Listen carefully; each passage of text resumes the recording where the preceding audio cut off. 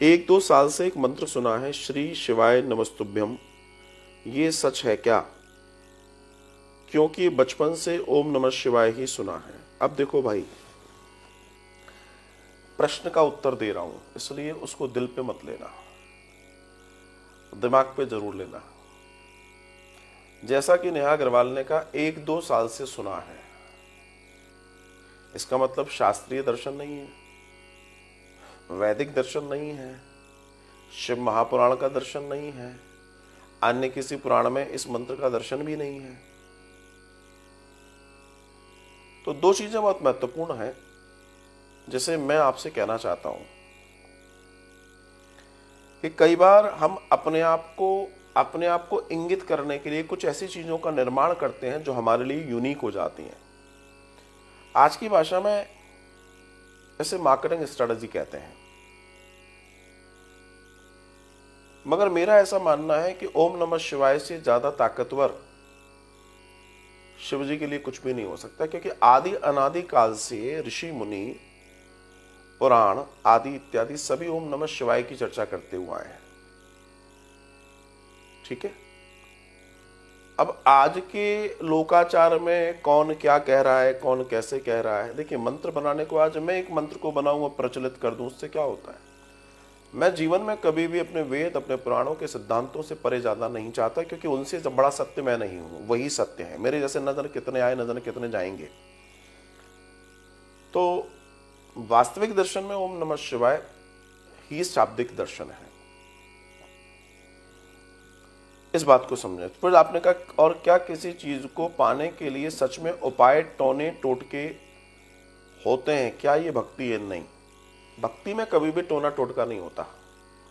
भक्ति में कभी भी इस तरह की विद्या का उपयोग नहीं होता। ये तभी होता है जब हमें अपनी भक्ति पर विश्वास नहीं होता। थोड़ा कड़वा लगेगा पर बिल्कुल सही है। एक बात बताइए,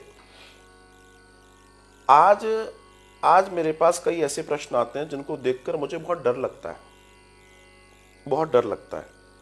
कई सारे ऐसे सिली क्वेश्चंस होते हैं जिनका बच्चे को भी जवाब मालूम होगा, मगर लोग पूछ रहे हैं मुझसे। पता है क्यों? क्योंकि कई लोगों ने इतना भ्रमित कर दिया है लोगों को कि ऐसा नहीं करोगे तो ऐसा हो जाओगे, आज ये करो, कल वो करो, सोमवार को ये करो, मंगलवार को ये करो, रविवार की रात में ये करो, सोमवार की सुबह में ये करो।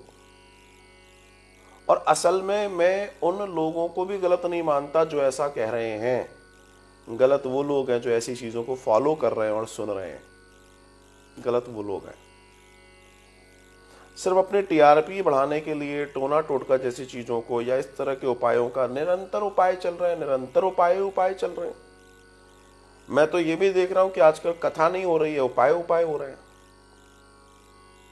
मैं आश्चर्य से भरा हूं इस जगत में कि भगवान की भक्ति से बड़ा कोई दर्शन नहीं है और लोगों को भक्ति पर बिलीव नहीं है। ऐसा कर लोगे तो ऐसा हो जाएगा, इस पर बिलीव है क्या? उनका हुआ। तुलसीदास जी के लिए दर्शन आता है, सुना है मैंने। शौच के लिए जाते थे तो एक पेड़ के नीचे कुछ पिंडी सी दिखती थी उनको, तो लौट के आते थे, जो लोटा होता था ना वो ऐसे फेंक देते पानी उसका।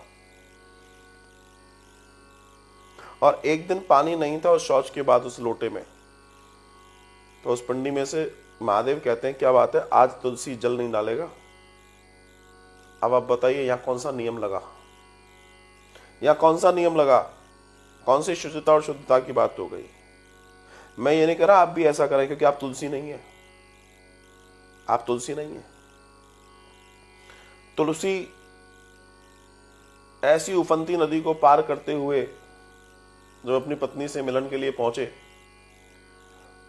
तो पत्नी के प्रति उनके अंदर देह वासना जागृत थी और वह अपनी पति से मिलन करना चाहते थे, और पत्नी अपने कार्य में लगी है। तुलसी बार बार उससे कह रहे कि तुम मेरी तरफ देख नहीं रही, मैं इतनी दूर से इतना संघर्ष करके तुमसे मिलन के लिए आया हूं। उसकी पत्नी खड़ी होती है और जोर से चिल्लाकर कहती है, मुझे हाड़ मास में अगर इतना सब कुछ करके आई हो, उस हाड़ मास में तुम इतना दिमाग लगा रहे हो, अगर इतना दिमाग तुमने परमात्मा में लगाया होता तो शायद आज बात कुछ और होती। तुलसी का जीवन बदल गया एक शब्द में। अब आप कहोगे अरे वाह, आपको भी तो कई बार किसी ने कहा आपका बदला क्या, क्योंकि आप तुलसी नहीं है, इसलिए मैं आपसे कह रहा हूं। इस बात को समझना जानना बहुत जरूरी है। तो मेरा कहने का तात्पर्य, भक्ति अपने आप में एक महायोग है। अगर हम परमात्मा के निकट है, मेरे को एक चीज बहुत अच्छे से समझनी है, आप भी समझें। ईश्वर सर्वदयालु है, ईश्वर सब जानते हैं, सब करते हैं। जैसे हमारे माता पिता, हमारे लिए क्या उचित है क्या उचित नहीं है, हमारे माता पिता, हमारा ईश्वर जानता है। और जब वो जानता है तो हमें क्या परवाह। हम निरंतर अपने आनंद के साथ अपने जीवन को जिए। मैं समझता हूँ इससे श्रेष्ठ कुछ भी नहीं है।